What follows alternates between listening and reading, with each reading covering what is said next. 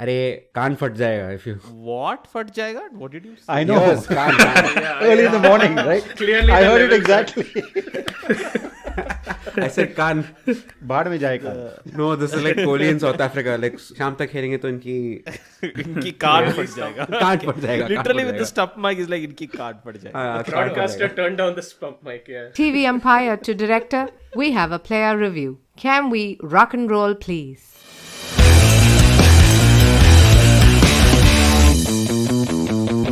Hello, good morning, and at 6:30 in the morning from India time, this is episode 5 of Bits and Pieces. I'm your host for today. My name is Praveen Gopal Krishnan, and we once again have a panel of people who we've never seen before. This is a completely new panel, and let's go back to a round of introductions, some familiar faces, some unfamiliar, starting with this Tony Sebastian, who used to be the host until he relinquished his position in a fit and walked away and retired.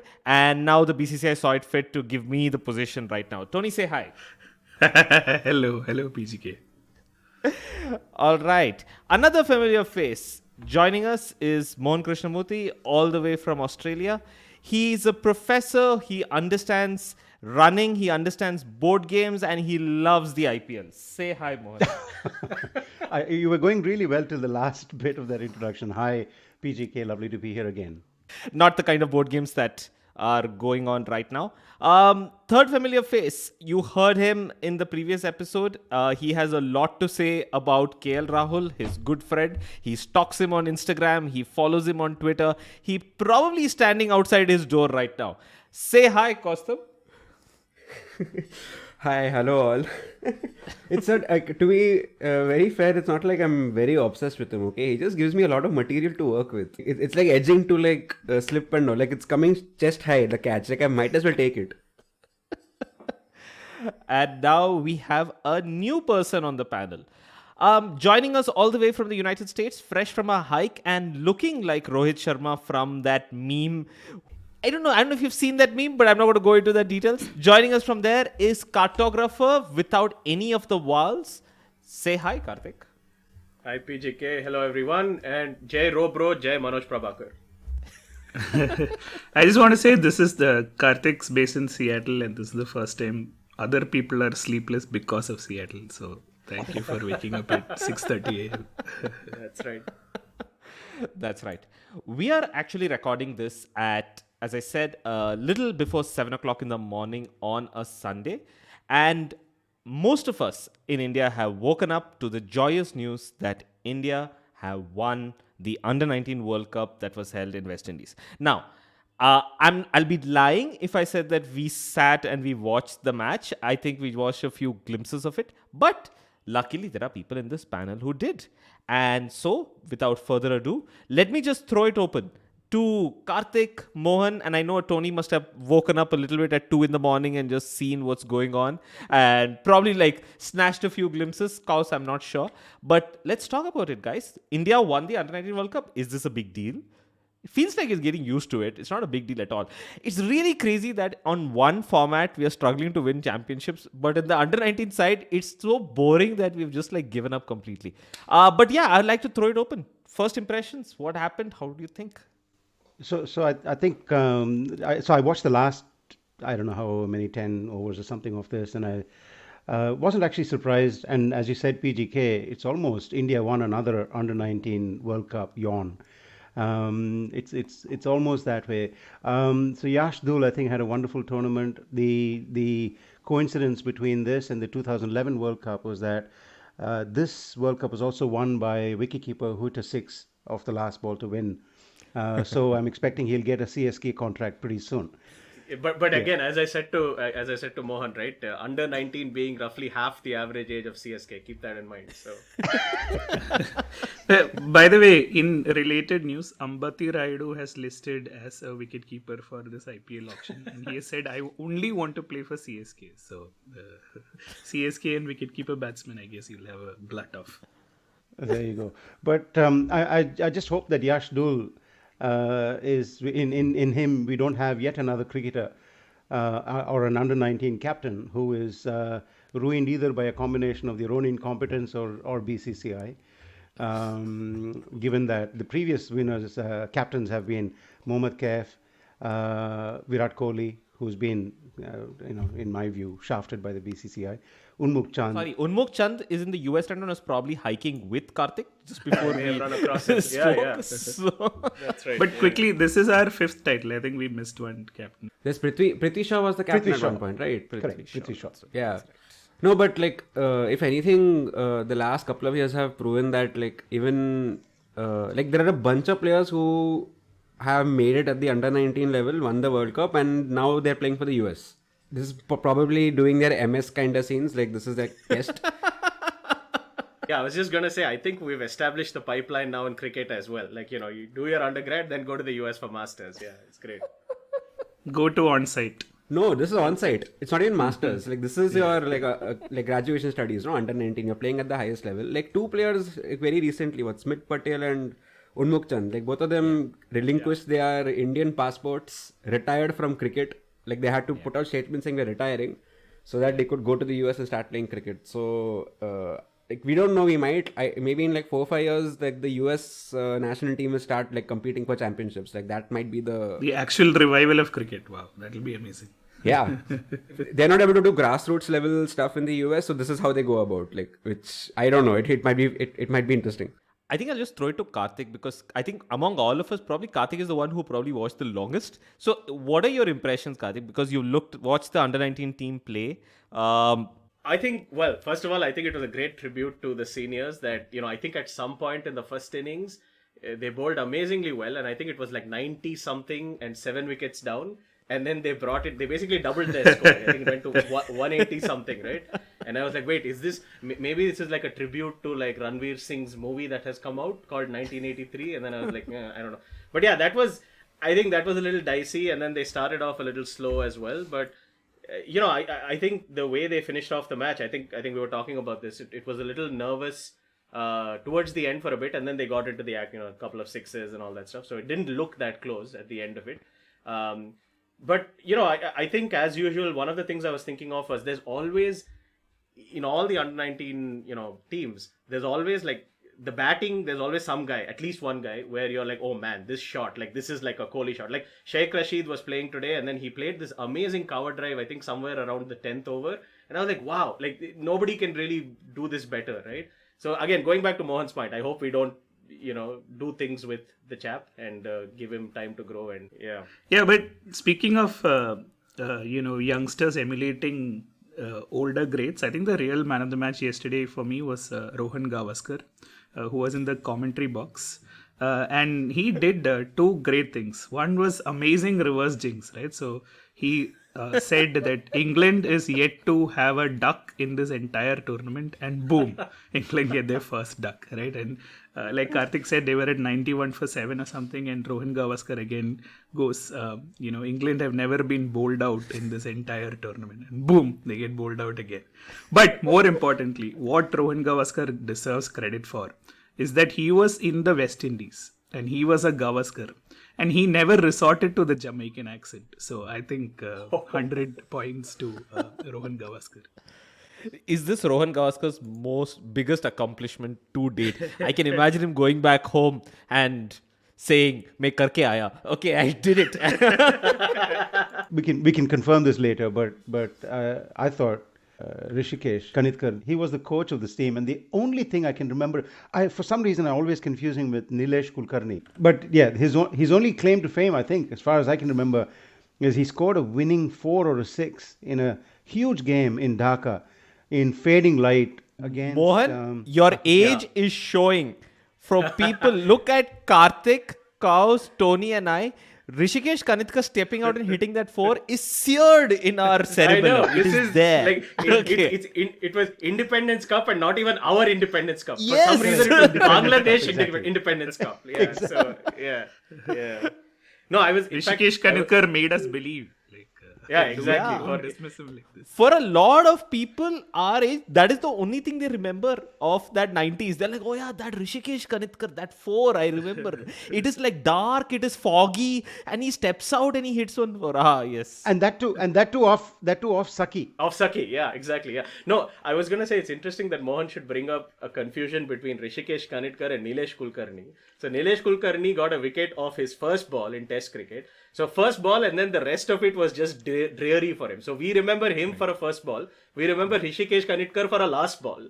And then after that, nobody really heard about him after that either. Trivia, Karthik, and others, of course. Who was Nilesh Kulkarni's wicket? Was it an Australia series? No, Sri Lanka. No, it was Sri No, Lanka. this is the It was Sri Lanka, the Lanka 900 run game. This was the 952 Oh, it was for that 6 game. declared. Yes, of course. Oh my god. First wicket, and then after that, just a desert. 952 Must have been for 6 Attappattu. declared.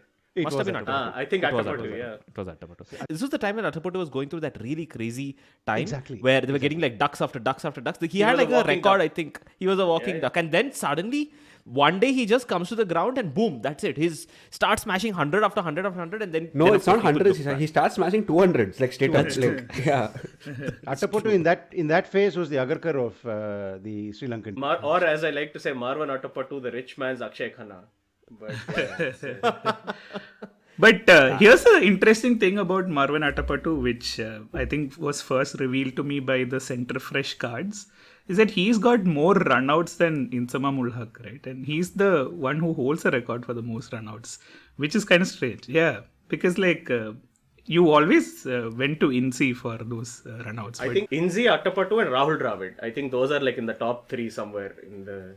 Yeah, and I would argue that Rahul Dravid has spent so much time at the crease. He's probably spent like entire evenings, afternoons, nights at the entire crease. That's he would probably get run out just by a matter of time. There's no other way.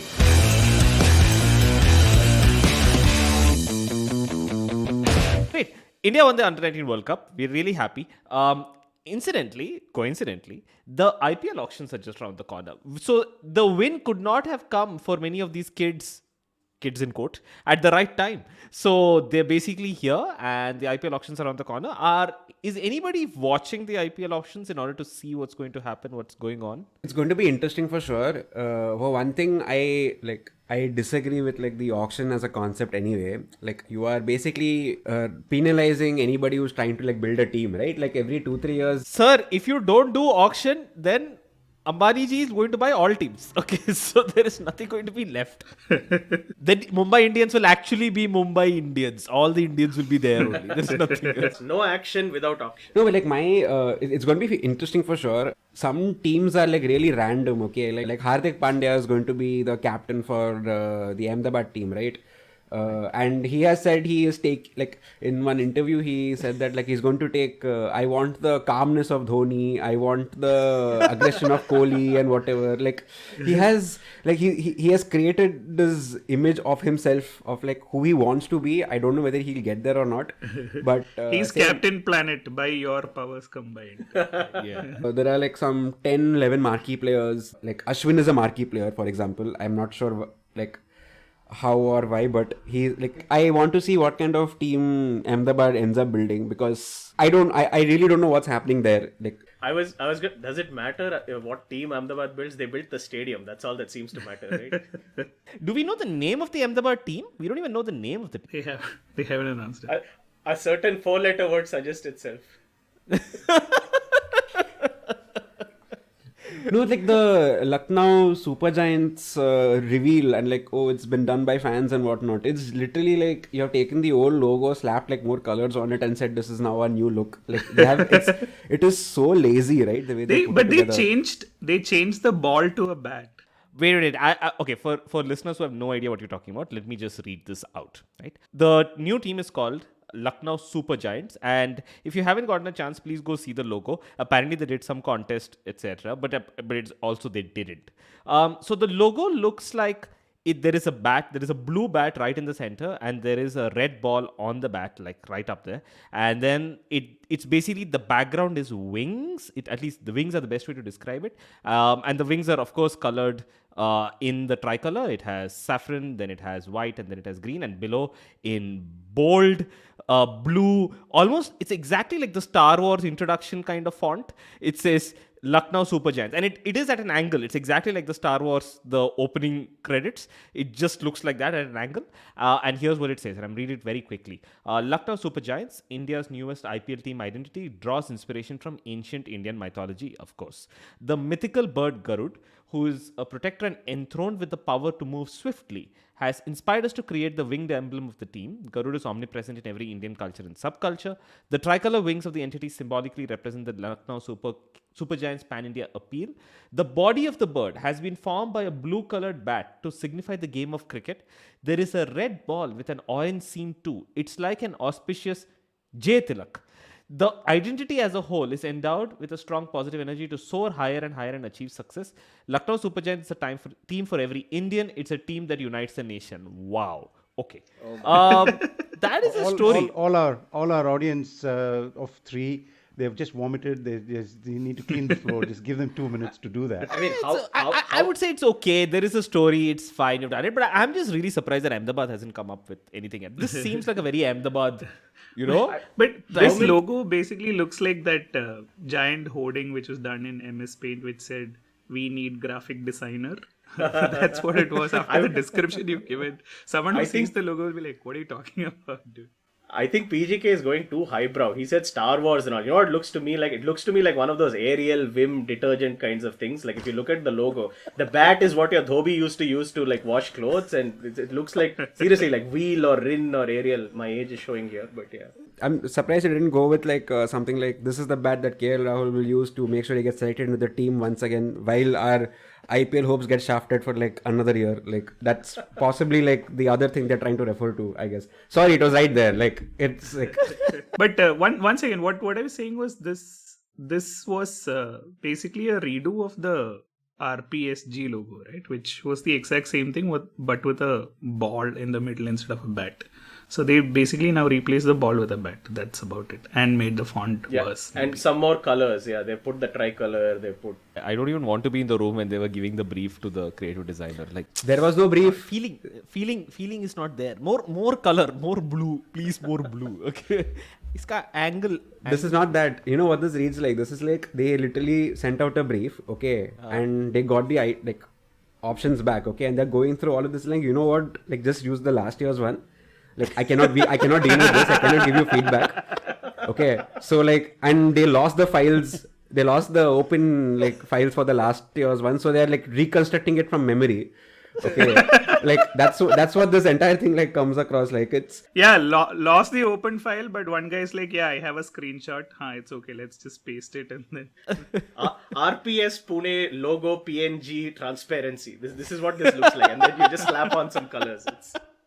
So on this side you have Lucknow with all of this. Anything else that we know about the Ahmedabad team? Do we know anything about the Ahmedabad team other than the fact that Hardik Pandya is leading it and he's apparently trying to be like, what is that? There is a mythical animal, no, which has the head of a lion and the claws of an eagle, and so he feels like it's going to be that. Also, I did see that Hardik Pandya said in an interview that I think I can lead the team. I led the team in the under 15. And I am like, there is under 15? Okay, what was happening in under 15? What do you lead a team in under 15? Imagine like 13-year-olds, like, yes, bathroom is there. Okay, so. No, I thought he would have said, yeah, of course I can lead an IPL team. KL Rahul's been doing it for quite a while. So. But interesting thing about this Lucknow Super Giants, they are very serious about everything else. Because here is another headline. There is PSL going on right now. And the auctions will overlap with it. And Andy Flower is taking leave from the PSL to attend the IPL auction. So basically, he's the coach of Multan Sultans, and the PSL franchise will be without Flower for at least 10 days. They'll play some 3 matches in between. So while the actual main tournament is going on, your main coach is taking 10 days off to attend the auction for an event that will happen 2-3 months down the line. So I found that pretty fascinating. You know clearly where your priorities are.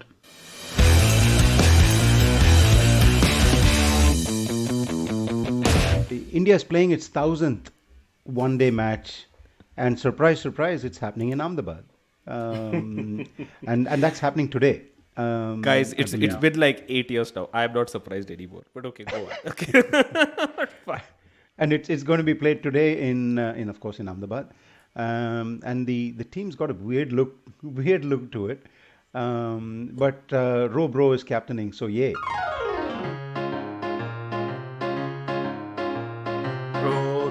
Row your bro gently up the team. Meri li, teri li, sabki li, Ganguly, isn't this 11 a dream? Like 1,000 ODIs, it means like I don't know, like it seems like an arbitrary number, but apparently it's like India's the first team to get there in ODI cricket. Like I think Pakistan has played the most number of T20Is, and England of course has played the most number of tests. Which is kind of surprising because I think I'd like to see a breakdown by decade, right? Because I think if you took this at the end of the 90s, like in 2000, I think Pakistan would probably have been ahead of us, right? I think between 2000 and 2021, India have played so many ODIs, and I think half of them have been against Sri Lanka. So, yeah. But this is a relic of the Kohli era, right? Like last week we were discussing how Shikhar Dhawan barely ever plays anymore because he only plays one days.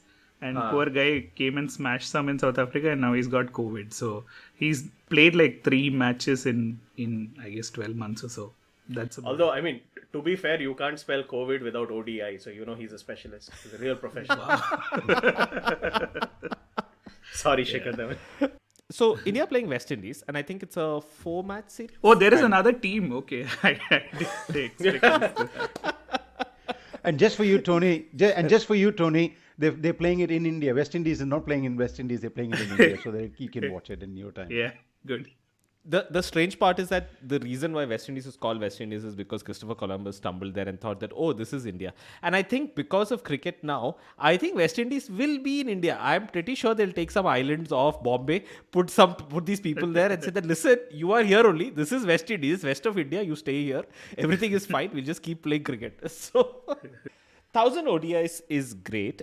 India playing West Indies. And there are a few interesting things about... Sorry. Can I just tell you something that came to my mind right now, and I'm sorry for this. 1,000 is actually M in Latin, so 1,000 ODI actually spells out MODI, and it's being played in the Narendra Modi Stadium. So shout out to dear leader. Yay! Wow, no, I don't know how your brain works, Tony. I don't know how you get this. By the way, I just checked, and on the occasion of 1,000 ODI, the wonderful website ESPN Krtgrphr had a interview with Sachin Tendulkar, where Sachin Tendulkar basically talked a little bit about ODIs, and it is the most... I mean, has there been a Sachin Tendulkar interview in the last 20 years where you're surprised by anything? Because he's been saying the same thing for the last 20 years. Everything has changed. And yesterday he said in the interview that 1983 World Cup was the turning point for me, which we knew in 1996 itself, but he's repeating it for all of us. And I went back and just checked, and I see Sachin Tendulkar, anyone has guesses on how many ODIs he's played out of the 1,000 ODIs in India have? 300? Yeah, around 330. 320, yeah. The real answer is 463. Ooh. Tendulkar has played nearly 50% of all the ODIs that this team has played in its history. And 50% of that he played in between 1995 and 1998, I think. Yeah, and probably like most of them were at Sharjah, and I know this because I grew up there. So yeah, it was like insane. So yeah, so then I saw this and I'm like, okay, I guess that makes sense to call Sachin. But let's talk about the squad. So there are a few changes, and India are finally going in a different direction, or shall I say going back to the same direction. Shikhar Dhawan, of course, we spoke about, who is unfortunately down with COVID. So the one format that rarely happens these days that nobody remembers, it looks like is going to be forgotten from that as well. But this is the return of Kuldeep and Chahal. And India have gone back to a combination that they sort of abandoned, but now they're back. And I was wondering if anyone has thoughts on KulCha. The decline of KulCha kind of coincided with Dhoni not playing international cricket, right? And it we have to see how like Pant will scream behind the stumps, giving these guys like backseat driving directions for like every single ball. Because otherwise he's the ultimate hype man. Like he's just going to be like, like सामने डाल वो किधर और मार देगा, अरे वही ball डालो cutie. Like it's like that I can live with, right? I don't know whether Pant will give like strategic advice to either Kuldeep or Chahal, right? So that's going to be like interesting to hear. In fact, I think both of them or one of them essentially said that Dhoni was the reason why they were incredibly successful. In fact, they said that for us, 50% of our job is done because Dhoni is standing right at the back. I Kuldeep think it was said that. Chahal. It was no, Kuldeep no, who no. said that. Kuldeep said that, and like it. I don't know why you would want to reveal that in like an interview. He basically said something along the lines of like, when Dhoni was behind the stumps, I didn't even bother. I just bowled. Like Dhoni is like figuring out field kahan pe dalna hai, where does slip needs to stand, where does like do I need to bring long on. He's actually thinking about the game, and like Virat also, because I think he'll be deep in the covers or like by the boundary, he would have delegated like, yeah, you can figure out your field. And like Kuldeep is like, I never thought about anything. But he was anointed the next big spinner when Dhoni was not there, right? During the tests in Australia. So Miss You the Shastri keeper was said. Pant back then as well. Miss You Shastri said that he was the best spinner in overseas conditions. that Yeah, he he's the first ever choice had. spinner. He said first choice spinner in overseas conditions, and apparently Ashwin was very upset by that. And Shastri later said that was part of the plan. Okay, I said it so that he would get upset and he It's would all come part back of and look at it. It's all part of the Ball ash. Okay. 5D chess. Karthik, anything that you're looking forward to? India West Indies? Man, yet another ODI series. I just don't know how to get myself hyped up for ODIs. I'm sorry. I just, it's something broke in the past like decade. I just cannot. Yeah, but I think we are direly in need of one of those bashing series, right? Hopefully Rohit Sharma scores another 200, Kohli scores another 30 of 29 before being caught by some random spinner from somewhere. All of these things we have to look forward to. But I think it'll be good. We'll see some 350 plus scores.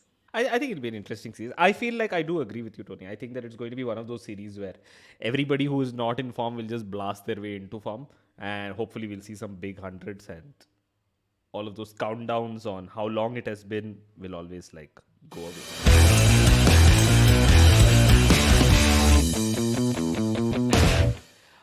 Speaking of countdowns and going away, Justin Langer, as it turns out, the coach of the Australian cricket team, chose not to go ahead with his contract. So I'll give a little background. So what's happened is Langer was the coach of the Australian team, and he came in as a coach after the infamous Sandpaper Gate. And Langer did a great job with the team by all accounts. He took them to a series in England. Then after that, he won them the Ashes just now. He won the T20 World Cup for them.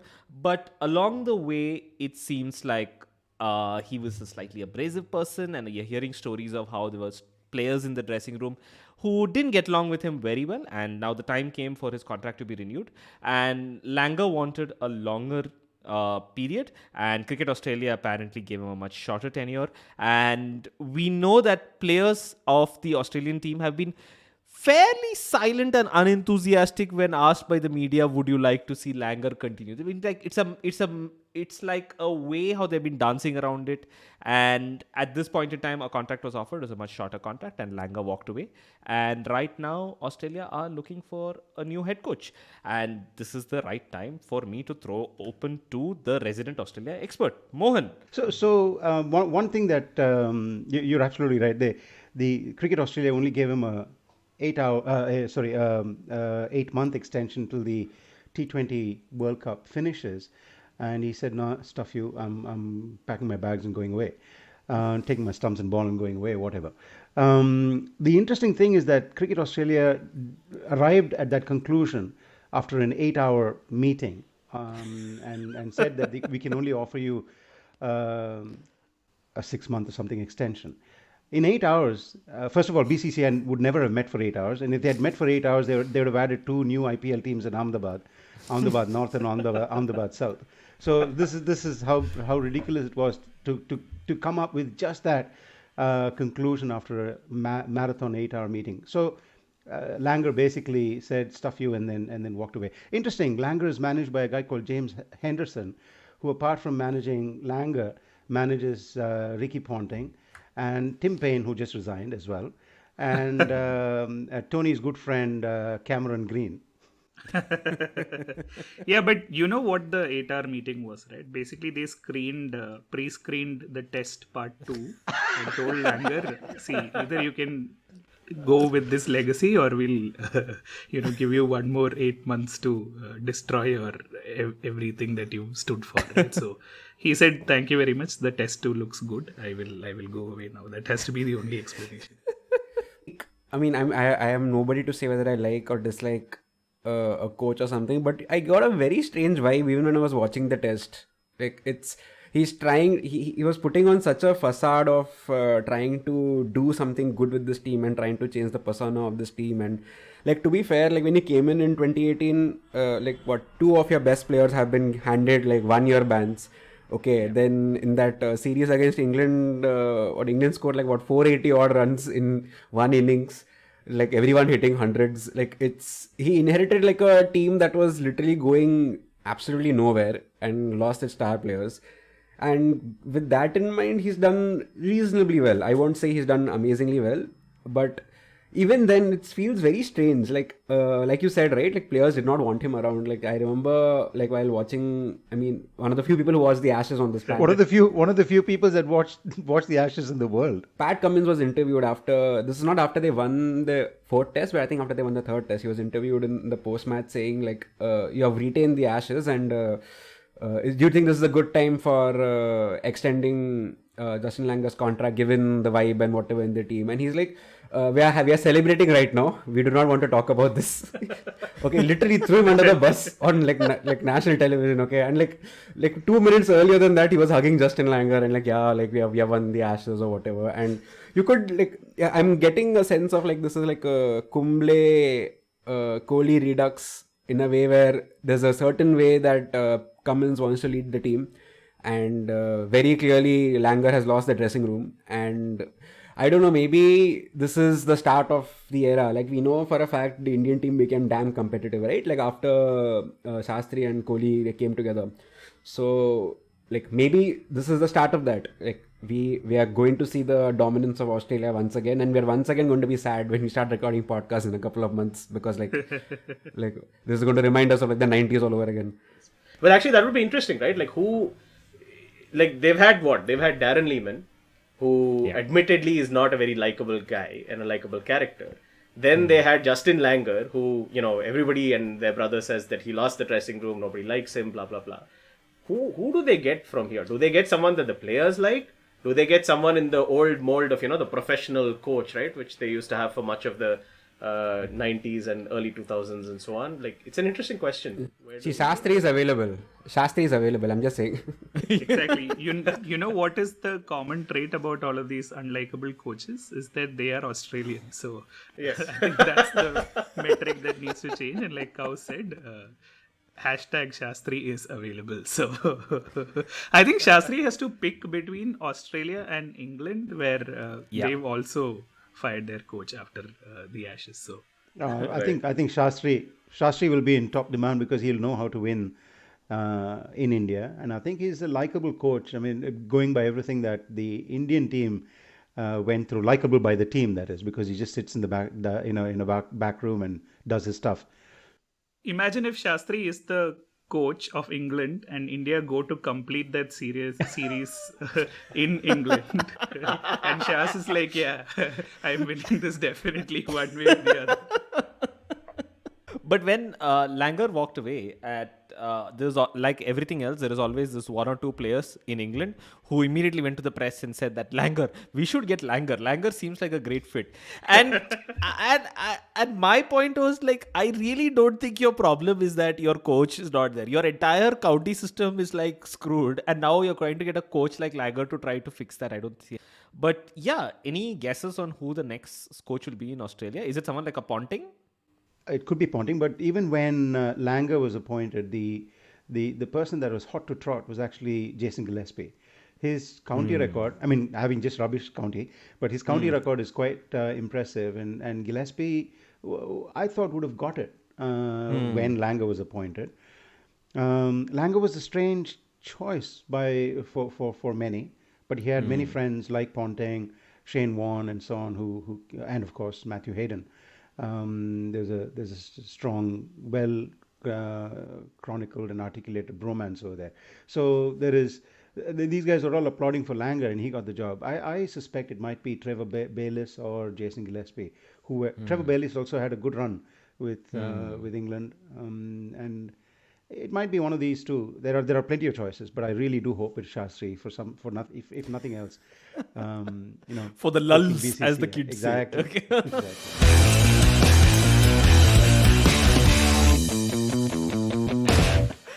Speaking of for the lulz, and we'll probably end with this, there is a new ad that has been setting the internet on fire. It's the Dhoni Unacademy ad. I'm just going to say, does anyone want to talk us through, just walk our viewers, listeners through this ad? Just describe it in your words, not your cause. I'm going to come to you for special analysis. So somebody has to do the play-by-play. Like, just to build like context here, when you asked for like volunteers for this like exercise, like all the remaining four of us just like shaked our heads. Like how do we describe this? All right, somebody has to do it. Karthik, I'm Tony, going to go for pass it on to you. Give me some time because I'm looking at the ad for the first time. I don't watch Indian TV. You forget. I think we should do a watch along live on the podcast and then. I can do a react. I'm looking at it right now, and first of all, what is his hair real? Is his beard real? Like which part of him is real in this? Like, Okay, but describe the ad. Whatever you're seeing, just describe it. so there's Dhoni in what I think he thinks is a battlefield in Ladakh, but dressed up as a cricket player. There is a train oncoming. He's breaking through a center fresh wall of ice. Is that what it is? And the train is breaking the center fresh wall behind him. Suddenly now there's colors. Is this an ad for like the Lucknow Super Giants or whatever? Okay. So he continues to break through walls. He's sliding through it now in a way that Sunil Gavaskar would approve, grounding your bat and so on. Yeah. And then he kicks the... Okay, now he's jumping. It's clearly not an India Cements ad. Now there is a Krtgrphr ball that is disintegrating in his hands. And now the train that was chasing him has also disintegrated into some coal. Beyond barriers. What exactly is this an ad for? Greatness awaits beyond barriers. Okay, but what? Unacademy. Let's crack it. Oh man. Yeah, I feel like I am on crack after watching this. So, to take us through this surreal ad, which basically looks like a Salvador Dali painting mixed with like a dream that you would have that comes to life after having an acid trip, I'm going to throw it open to the resident expert, Kaus. See, I'm also at a loss of words. Like, what was the brief like? Like, is it just that like we have Dhoni, we need to do something with him? Okay, and Rahul Dravid is the coach, so maybe he should actually break physical walls. But if you're breaking barriers, I'm wondering how come like some copy junior or something not say that, aren't we creating these barriers for him to break? Like, it's like, what barriers are you breaking? Like, we are putting stuff there for him to jump into head on. It's like, no, but this is what the BCCI does, right? It's like how they brought the West Indies for Tendulkar's retirement test. You create the barrier and then you break it. That's, yeah. But what is he trying to achieve here? Is he trying to like get away from the train or break the walls for the train? Why doesn't he just jump off the track? I mean, I think the train is a metaphor for training. or this is one of those questions which you had, right? Like train A departs from station A at 9:05 a.m. And like the whole funda of how many times there's a bird that goes from train 1 to train 2 and back again, and how much distance does it cover, or some of those things. Or the I train think is a whoever metaphor. cracks this ad actually gets like a free subscription to the to an academy's whatever. Maybe the train is Kuldeep, and it is Dhoni standing there and basically saying that. The train is saying, I don't know what I'm doing. Dhoni is in front of me. I'm just bowling. Or I don't know, maybe it's like a remake of Gulam, maybe, to give like these new kids like an insight into what 90s emotions were like. Like Amir Khan is like running straight and then jumps away, right? Eventually. So like, is it that? Like, are you trying to rekindle what it was like to follow cricket in the 90s? Because we're headed there right now. Yeah, Ghulam is a great name for Indian coach, Indian captain, everything with respect to BCCI. Ghulam. Perfect. It's a great concept. But there is also another concept, because I remember when Gulam came out and when they like were winning awards or whatever in one of those award functions, I remember someone, I think the director or someone, standing on the stage and saying that scene where Amir Khan jumps from there, it was such a risky scene.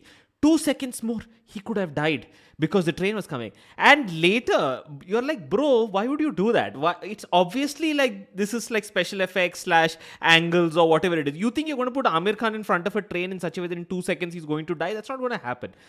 Which also is quite similar to how people talk about just 2 seconds more. Something little would have happened. We would have really like changed things. I just want to say we started with the Independence Cup and ended up with Gulam. And in between somewhere we spoke of the stadium in Ahmedabad named after whoever. Yeah, interesting scenes. On that note, that was a wonderful episode. We're looking forward to the India-West Indies series. We're looking forward to the numerable hundreds and the 5-wicket hauls and all the bashing that the poor West Indians are going to get. Although it'll be big fun if they end up beating us. That'll be like really embarrassing. And then you're going to come back on this podcast and eat humble pie. Big Fun was a bubblegum, no? Which loved cricket. Big Fun loves cricket. No, anyone was And that? I think that was around the time when they had those cards also. No? I remember because I got Franklin. Correct. Franklin Rose, and then he shredded us to bits in the Caribbean. Yeah. Oh, God. Correct says Mohan. Mohan, you would have been like well into your 40s when Big So? Fun. So, okay. That is our episode. We just had a lot of fun. We look forward to coming back, and by this time when we come back, hopefully Kohli would have scored a century, Rohit would have scored a triple century, and everything would be great and wonderful in India all over again, thanks to Ahmedabad. And signing off with I everybody just else. want to say at this point in time that when you said we've had a wonderful episode, Kaos, who's editing this for us, had the expression on his face like the guy who's been asked to fix the Lucknow Super Giants logo. It's like I had to make something out of this without an open file. So yeah, we'll see how it turns out. The brief was very brief. All right. That's our episode. Thank you so much for listening in. Everybody say goodbye. Bye. Bye-bye. Bye-bye. All right. We are Bits and Pieces. Please share, subscribe, and if you are listening to us on Apple Podcasts, leave us a review, because we hear that does good things for us on the rankings and more people get to hear about us. In fact, last week, we broke into the #1 cricket podcast in India on Apple. So we would like to stay there. We like being #1 like the Indian team. We may not win a World Test Championship after that, but we like to stay there. This is your host, Praveen Gopalakrishnan, signing off. Thank you. TV umpire to director, we have a player review. Can we rock and roll, please?